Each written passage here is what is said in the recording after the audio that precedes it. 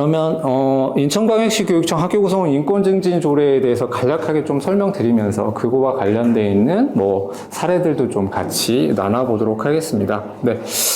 네, 뭐 제정한 이유는 이렇습니다. 하여튼 뭐 대한민국 헌법하고 교육기본법에서 이제 인권 관련된 법령이 보장하는 뭐 기본권으로서 하여튼 인권을 실현하기 위해서 저희는 학교 구성원 인권 증진 조례입니다. 그래서 여러분들이 알고 계시는 학생 인권 조례라고 하는 곳이 6군데에 있습니다. 네, 전국에서는 뭐 서울, 경기, 광주, 전라북도, 충청남도, 제주도 교육청에 학생인권 조례가 제정이 되어 있습니다. 네, 그게 제정이 되어 있는데, 뭐 인천광역시 교육청은 뭐 교육감님 공약이기도 하셨고, 하여튼 어쨌든 간에 모두를 위한 인권, 그러니까 학교에 계시는 그 구성원 모두, 그러니까 학생, 보호자, 교직원에 대한 인권을 같이 상호 존중하고 보호하는 그런 조례를 만들어 보자고 해서 하여튼 제가 2019년, 아까 2018년부터 임용이 됐고, 2019년부터 하여튼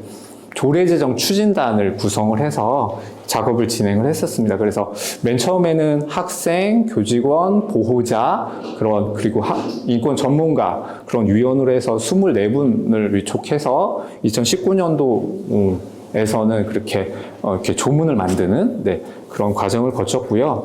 2020년도에는 더 확대를 했습니다. 그래서 한 50여 분 정도로 확대를 많이 해서 거기 이제 많은 뭐 학생도 더 충원을 했고, 뭐 교직원도 더 충원을 했고요. 거기에는 이제 교직원을 더 충원한 이유는 이제 교육감 소속 근로자 분들도 계시잖아요. 그래서 교육감 소속 근로자 분들을 대표하는 그런 분들도 추가가 됐고, 뭐 전문가들 뭐 그런 분들의 그런 의견을 최대한 담아서 하여튼 그렇게 의견을 만들었습니다. 그래서 그렇게 이제 20년도까지 만들었고 2년에 걸쳐서 만들었고요. 그런 다음에 하여튼 시의회에 하여튼 제출하기 위해서는 조례안을 이제 사전 협의라고 하는 절차를 거칩니다. 조례가 제정이 됐고요. 네, 다행히 조례가 제정이 됐고 지금 약간의 수정해서 지금 인권 조례가 좀 수정이 돼 있는데요. 그 부분은 수정된 뭐 내용도 간단하게 말씀드리자면 인권 상담이라든가 뭐 인권 상담을 받을 수도 있고 그런 다음에 인권 권리구제가 이제 진행하는 게 인권 상담 권리구제인데요. 인권 상담이라든가 이런 부분들은 학교에서 그것도 이제 선생님이라든가 그런 부분들에서 여러 가지 이제 학교 구성원들이 있으니까 뭐 선생님을 지정하든지 어떤 담당자를 지정해서 그런 인권 상담 정도, 그러니까 간략하게 얘기 듣고 그런 것들은 학교에서 해야 되지 않을까? 그래서 하여튼 조례에는 학교장이나 뭐 교육 인권 상담을 할 수 있다, 뭐 이렇게 규정이 돼 있었습니다.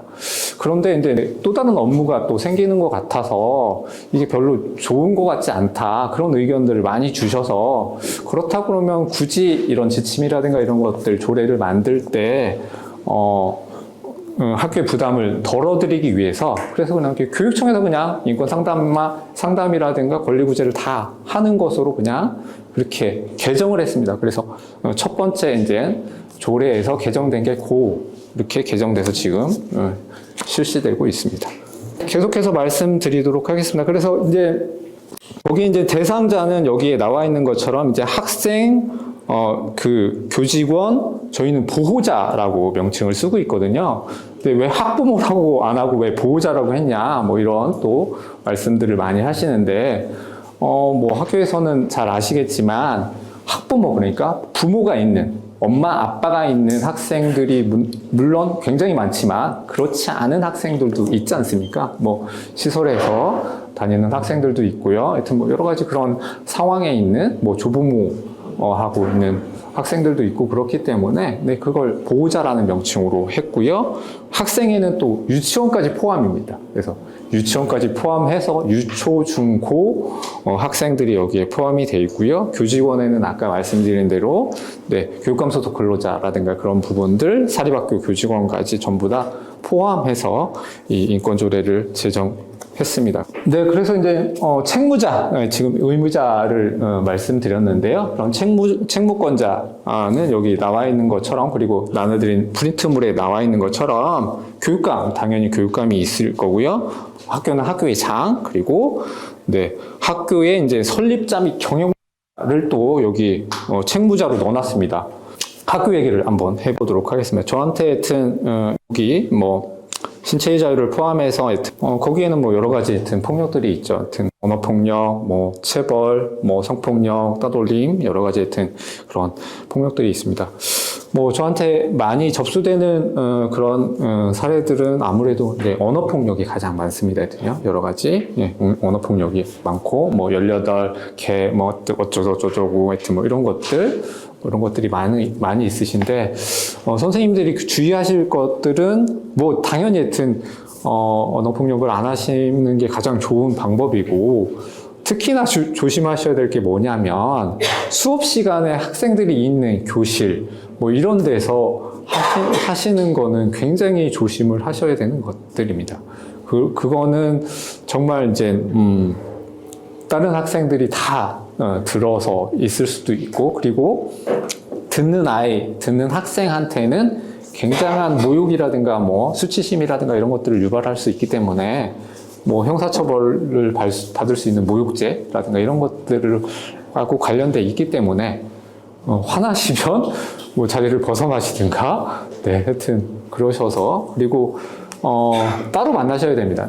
학생들을 따로 만나셔서 하여튼 뭐 대화를 하셔야 되시, 그렇게 그게 쉽지 않다는 것도 저도 어제 하여튼 제가 인권교육이라든가 이런 것들을 참관하러 나갔는데요. 초등학교 1학년 교실을 갔었는데요. 그 교실에서는 정말 굉장히 산만하더군요. 와, 아이들이 막 계속 뭐 이렇게 돌아다니고요. 뭐 휴지 뭐 이렇게 가지러 사물함 뭐 가고, 크레파스 뭐 찾으러 사물함 가고, 뭐 교실 막 돌아다니고, 막 그래서 와, 현실이 참 이렇구나. 이 부분에 대해서 선생님들이 감내하시면서 수업을 하시는구나. 마음을 좀 느긋하게 하셔서 하여튼 잘 그런 학급의 규칙이라든가 그런 것들도 잘 정하셔서 하여튼 운영을 하셔야 될 것처럼 이렇게 느껴졌습니다. 7조는 양심과 종교의 자유를 조례에서는 좀 얘기를 하고 있습니다. 뭐 학교 구성원은 가치적, 윤리적 판단에 따라서 양심과 종교의 자유를 갖는다. 뭐 하여튼 이런 얘기가 있고요. 여기에서 이제 양심이라고 나와 있는데, 저희가 뭐 통상적으로 얘기하는 이 양심하고 뭐 조례라든가 이 법에서 얘기하는 양심은 약간의 하여튼 차이가 있습니다. 너는 뭐 양심에 뭐 이렇게 털났니 뭐 하여튼 이런 얘기를 저희 때는 했었는데, 그런 식으로 하여튼 거짓말하는 거라든가 뭐 이런 것들이 양심 없는 뭐 그런 표현이라든가 이런 것들을 하지 않습니까? 뭐 이런 것들인데, 여기 법에서 나와 있는 양심은 옳고 그름을 판단하는 마음의 소리라고 하는 뭐 이렇게 정의를 갖고 있거든요. 그래서 하여튼 양심적 병역 거부자 뭐 이런 사람들을 얘기를 하죠. 하여튼요, 자기가 이렇게 생각을 했을 때 어떤 신념이라든가 뭐 이런 것들, 뭐 종교도 하여튼 포함이 되지만 종교에 의해서 나는 병역 거부를 안 하겠다. 뭐 이런 것들이 하여튼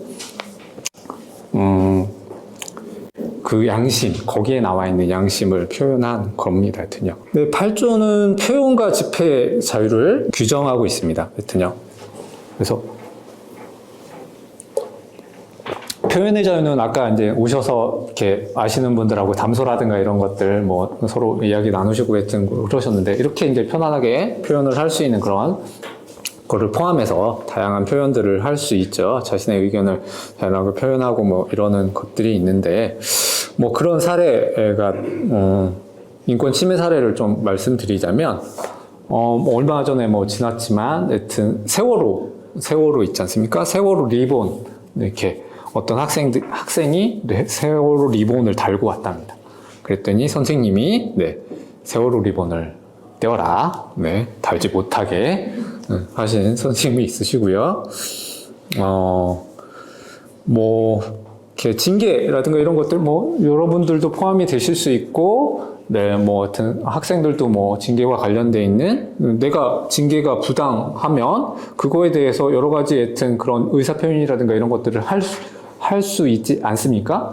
뭐 그걸 하여튼 학내 게시판이라든가 뭐 이런 데 붙였습니다. 대자보 형식으로 하여튼 네, 그런 걸 붙였는데 하여튼 다른 학교 그 학교의 다른 관계자가 그걸 불법 게시물이라고 철거를 했습니다. 네, 그것도 표현의 자유를 침해하는 것들인 거죠. 내 그런 그 징계에 대한 그런 거에 대해서 부당함이라든가 이런 것들을 호소해서 그것들을 붙일 수 있는데, 네, 그걸 철거하거나 그런 것들을 했다고 그럽니다. 이거는 이 사례는 어떤 선생님의 징계를 받았는데 그걸 학생이 알게 돼서 이 선생님의 징계가 부당하다고 했던 그런 대자보를 써서 붙였는데 그걸 이제 다른 그 학교 관계자가 이 게시물을 철거를 했다고 합니다. 네.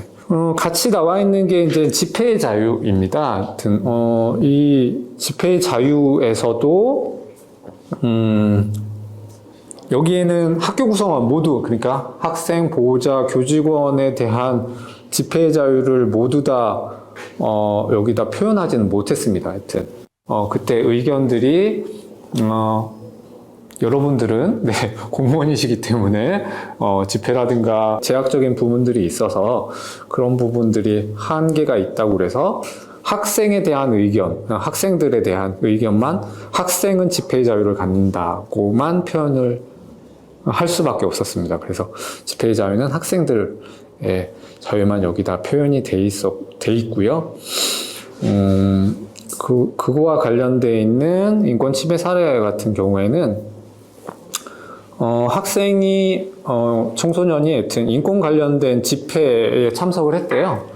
그랬는데 뭐 그렇게 불법적인 그런 것들도 아니었고 뭐 그랬는데 그걸 참여했다는 이유로 학생을 징계하는 그런 사례가 있었다고 합니다. 네.